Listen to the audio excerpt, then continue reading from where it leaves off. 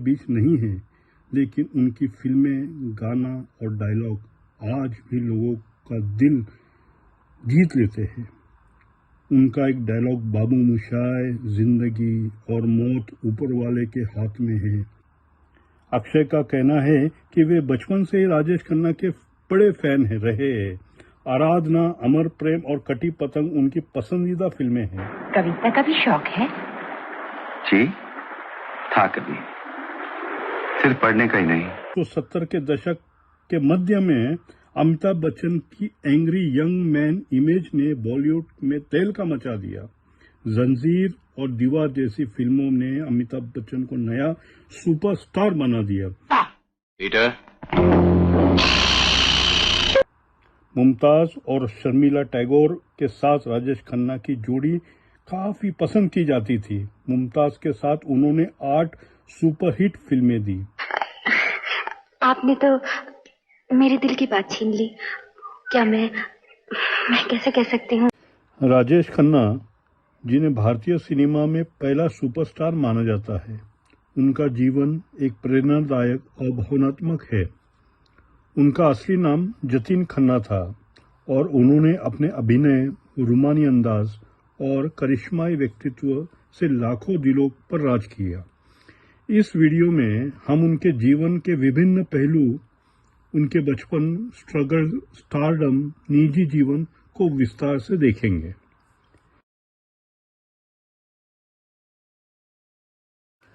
राजेश खन्ना का जन्म 29 दिसंबर 1942 को पंजाब के अमृतसर में हुआ था। उनके पिता लाला हीरानंद खन्ना एक स्कूल शिक्षक थे और माता चंद्रा रानी खन्ना एक गृहिणी थी। उनके परिवार में एक बड़ा भाई भी था। 1947 में भारत पाकिस्तान विभाजन के बाद उनका परिवार अमृतसर में ही बस गया, लेकिन आर्थिक तंगी के कारण उनके पिता की नौकरी चली गई। परिवार की आर्थिक स्थिति इतनी खराब हो गई कि 6 साल की उम्र में जतिन को उनके माता पिता ने मुंबई में रहने वाले रिश्तेदार चुनीलाल खन्ना और उनके की पत्नी लीलावती को गोद दे दिया। चुनीलाल खन्ना एक रेलवे ठेकेदार थे और आर्थिक रूप से संपन्न थे। उन्होंने जतिन को अच्छी शिक्षा दी और परवरिश की। जतिन ने मुंबई के सेंट सेबेस्टियन हाई स्कूल और केसी कॉलेज में पढ़ाई की। बचपन से ही अभिनय का शौक था और वह स्कूल और कॉलेज के नाटकों में हिस्सा लेते थे। उनके अंकल के सुझाव पर उन्होंने अपना नाम जतिन से बदलकर राजेश खन्ना रख लिया। राजेश खन्ना का फिल्मी सफर आसान नहीं था। उन्होंने 1965 में यूनाइटेड प्रोड्यूसर्स और फिल्म फेयर द्वारा आयोजित ऑल इंडिया टैलेंट कॉन्टेस्ट में हिस्सा लिया, जिनमें 10,000 प्रतियोगियों को पछाड़कर वो विजेता बने। इस जीत में उन्होंने अपनी पहली 2 फिल्में दी। आखिरी खत 1967। आया, वो गाड़ी में फुल गाड़ियां रखी है, जरा ले आओ। अभी लाया। फिर वही चिट्ठी हो ही नहीं सकती साहब। मैं दिवाली के चिराग लेने के लिए गया था तो लेटर बॉक्स खाली था। होती, मैंने तुम्हें कितनी बार कहा कि उस लड़की की ताक में रहा करो। वो हर वक्त आती है, चिट्ठी छोड़ जाती है, तुम्हें पता तक नहीं चलता। और तुम्हें तो पता है कि मैं उस लड़की की तलाश में हूँ। साहब, मैं रात भर जग के पैरा रहता हूँ, चिट्ठी डाल ही नहीं सकती। तो ये क्या तुम्हारे फरिश्ते छोड़ गए? ये हो सकता। और राज, आखिरी खत उनकी पहली रिलीज थी, जो भारत की पहली आधिकारिक ऑस्कर प्रविष्ट भी बनी। हालांकि शुरुआती फिल्में ज्यादा सफल नहीं रही, लेकिन 1969 में रिलीज हुई आराधना ने उन्हें रातों रात स्टार बना दिया। पिछली बार मैं तुम्हारा नाम ही पूछना भूल गया। अरुण वर्मा। और वंदना जी को मालूम है? क्यों बेटी, तूने मुझे बताया नहीं? आपने पूछा नहीं बाबा। अच्छा, तुम कहाँ के रहने वाले हो? वैसे तो हम दिल्ली के रहने वाले हैं। अच्छा। पिताजी का कारोबार था, अब पिताजी नहीं रहे, इसीलिए हम सब लोग मथुरा में सेटल हो गए। अब तुम्हारे घर में। इस फिल्म में उनके साथ शर्मिला टैगोर थी और गाने जैसे मेरे सपनों की रानी कब आएगी तू और रूप तेरा मस्ताना सुपरहिट हुआ। आराधना की सफलता ने राजेश खन्ना को रोमांटिक हीरो के रूप में स्थापित किया। 1969 से 1975 तक का समय राजेश खन्ना के करियर का सुहाना दौर रहा। इस दौर में उनकी लगातार 15 सोलो हिट फिल्में थी, जो एक रिकॉर्ड है। दो रास्ते, सफर, कटी पतंग, आनंद, हाथी मेरे साथी, बावर्ची और प्रेम, अमर प्रेम। क्या हुआ? ये शोरगुल कैसा है? बेखबर हो गए। क्या कह रही है? शंकर दादा चाकू लेके दुर्गा के कमरे के बाहर खड़ा है, वो दरवाजा नहीं खोलते। और मौसी कहाँ है? मौसी उस्ताद जी के साथ कहीं बाहर चली गई है। शंकर नशे में है, वो दुर्गा का खून कर डालेगा। अरे नशे में तो 7 खून माफ होते हैं। चलो देखें। नहीं हाँ। मैं आपको वहाँ नहीं जाने दूंगी। वो शंकर बहुत खतरनाक आदमी है। कभी कभी जानबूझकर भी खतरा मोल लेना चाहिए पुष्पा। लाइफ में तो कोई थ्रिल है नहीं। चलो देखें। जैसी फिल्मों में उन्हें बॉलीवुड का बेताज बादशाह बना दिया। उनकी मुस्कान, आंखों का जादू और डायलॉग डिलीवरी ने दर्शकों को, खासकर युवा लड़कियों का दीवाना बना दिया। उनके स्टारडम का आलम यह था कि उनके बंगले आशीर्वाद पर हर दिन हजारों फैन के लेटर आते थे, जिनमें कई तो ऐसे थे जो खून से लिखे हुए थे। उनके लिए एक अलग व्यक्ति को फैन मेल पढ़ने के लिए रखा गया था। लड़कियां उनकी फिल्में देखने से पहले ब्यूटी पार्लर जाती थी और उनके नाम पर नवजात बच्चों के नाम राजेश खन्ना रखने लगे। बॉलीवुड में कहावत है कि ऊपर आका नीचे काका। इसका मतलब ये है कि भगवान के बाद राजेश खन्ना सबसे शक्तिशाली है। काका उनका उपनाम था। राजेश खन्ना ने उन दिनों 163 फीचर फिल्म और 17 शॉर्ट फिल्मों में काम किया। वह 14 बार फिल्म फेयर अवार्ड के लिए नामांकित हुए और 3 बार सर्वश्रेष्ठ का पुरस्कार जीता। 2005 में उन्हें film fair life time achievement से सम्मानित किया गया और 2013 में उन्हें मरणोपरांत पद्म भूषण से नवाजा गया। सुपरस्टार के सिंहासन पर राजेश खन्ना भले ही कम समय के लिए विराजमान रहे, लेकिन यह माना जाता है कि वैसी लोकप्रियता किसी और को हासिल अब तक नहीं हुई। लड़कियां के बीच राजेश खन्ना बेहद लोकप्रिय हुए। लड़कियों ने उन्हें खून से सने खत लिखे, उनकी फोटो से शादी कर ली।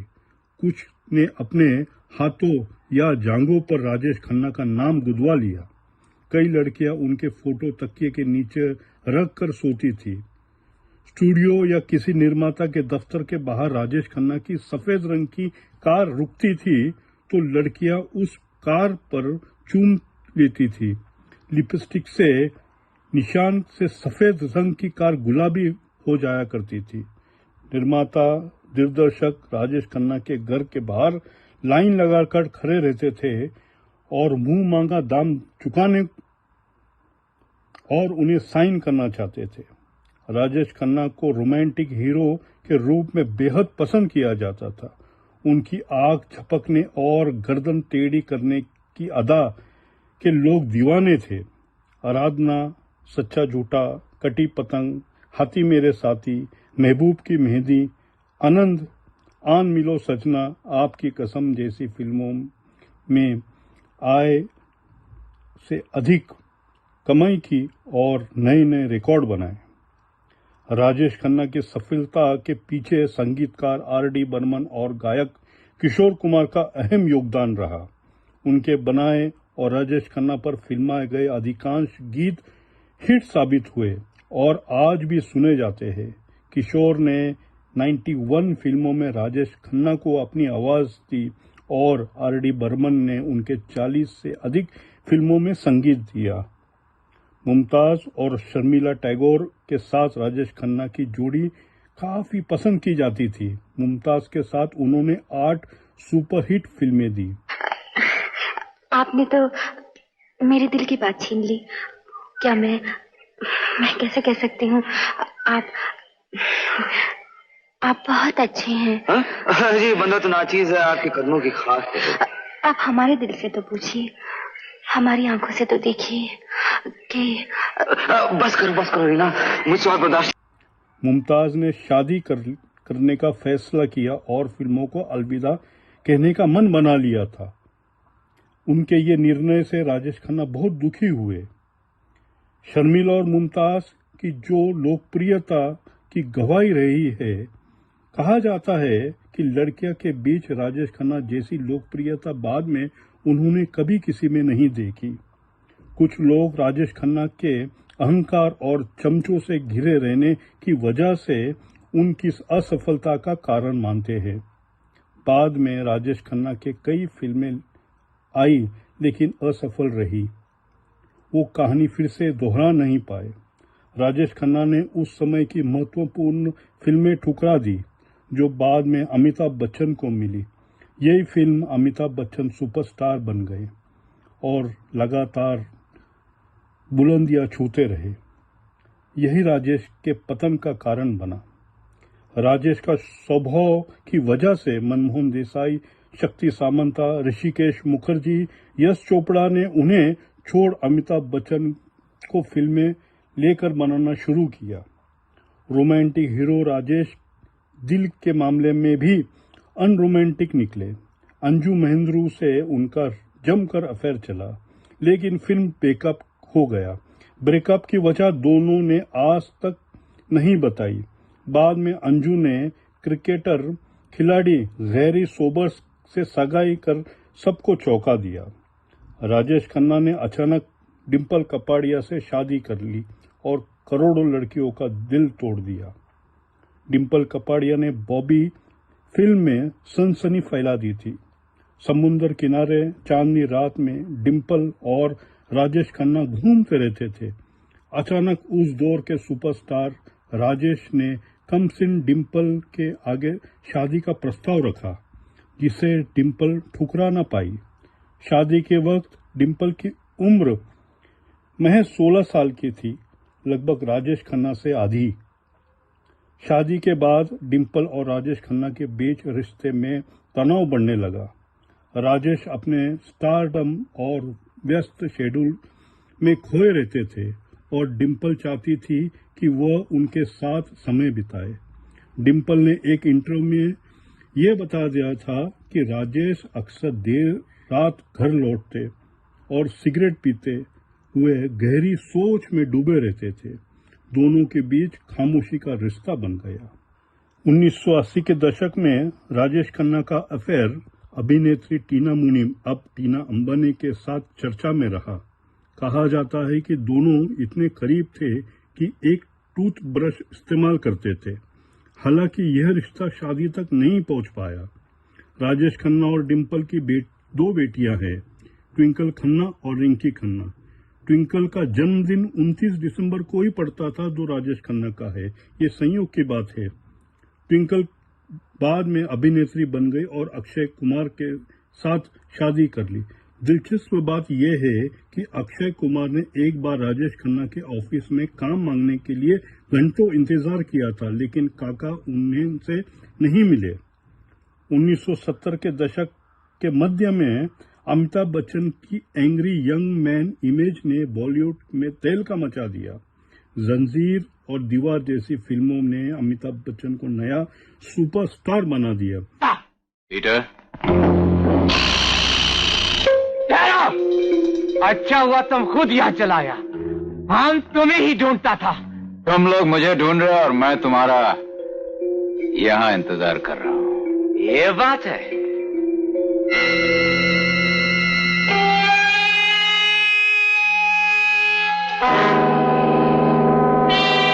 और राजेश खन्ना का स्टारडम धीरे धीरे फीका पड़ने लगा।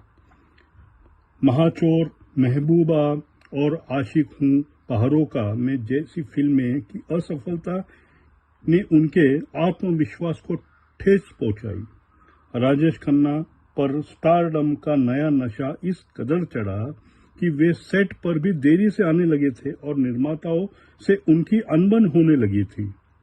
अभिनेता रजा मुराद ने यह बताया कि राजेश की देर से आने की वजह यह थी कि रात में वो महफिल सजाते थे और शराब की लत ने उनके करियर को नुकसान पहुंचाया। एक बार जब उन्होंने देरी से के लिए टोका गया एक निर्माता की तरफ से, तो उन्होंने कहा करियर की ऐसी की तैसी। उनके अंदर अमिताभ बच्चन को लेकर असुरक्षितता थी की भावना थी।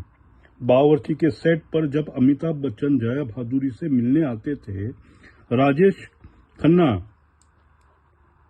उनसे बात भी नहीं करते थे, जिसे जया प्रदा नाराज हो जाती थी। राजेश ने बाद में एक इंटरव्यू में ऋषिकेश मुखर्जी को कहा था, मेरा दौर खत्म हुआ, अमिताभ कल का सुपरस्टार है। बहुत पहले जय शिव शंकर फिल्म में काम मांगने के लिए राजेश खन्ना के ऑफिस में अक्षय कुमार गए थे। घंटों उन्हें बिठाया रखा। बाद में काका उनसे मिले नहीं।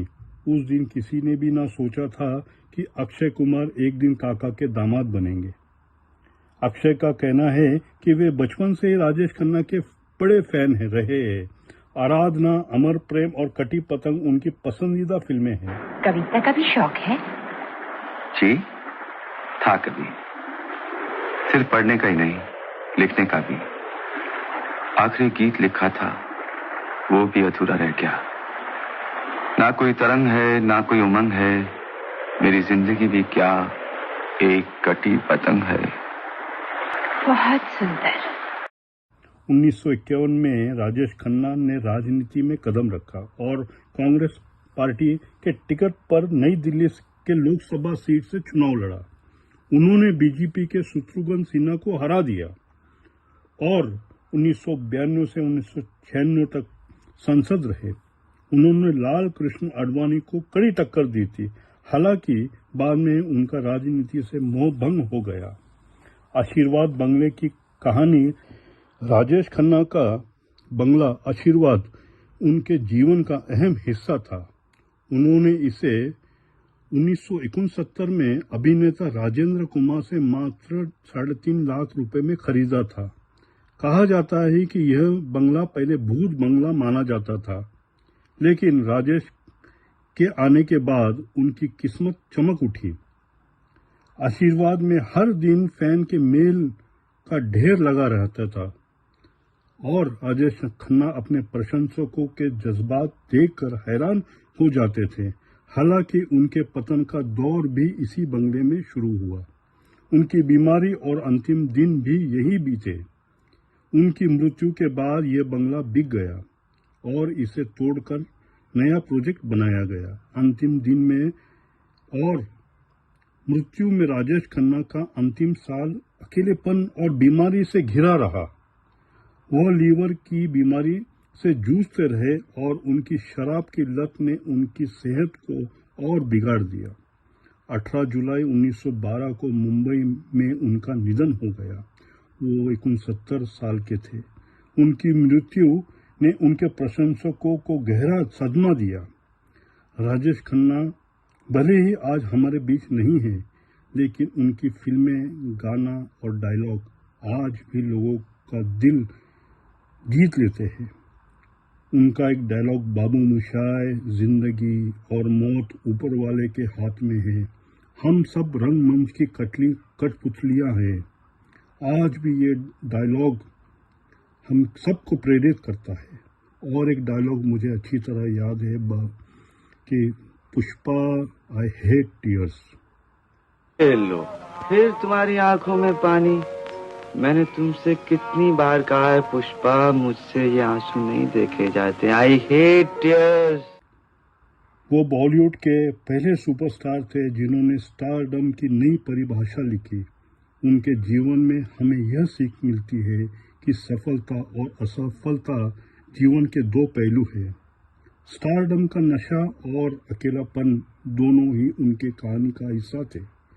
राजेश खन्ना ने एक इंटरव्यू में कहा था, अगर मुझे दोबारा मौका मिला जिंदगी में तो मैं फिर से वही गलती करूंगा।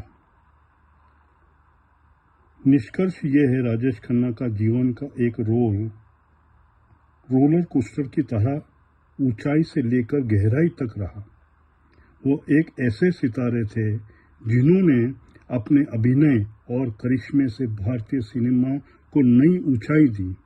उनकी कहानी प्रेरणा देती है कि मेहनत और प्रतिभा से कोई भी अपने सपनों को हकीकत में बदल सकता है, लेकिन साथ ये भी सिखाती है कि संतुलन और विनम्रता जीवन के कितने ज़रूरी है। दोस्तों, उनका ये दौर अच्छा लगा है, वीडियो अच्छा लगा है तो लाइक शेयर कमेंट ज़रूर करिए, सब्सक्राइब करिए। मिलते हैं अगली वीडियो में एक अच्छी शख्सियत के साथ। जय हिंद।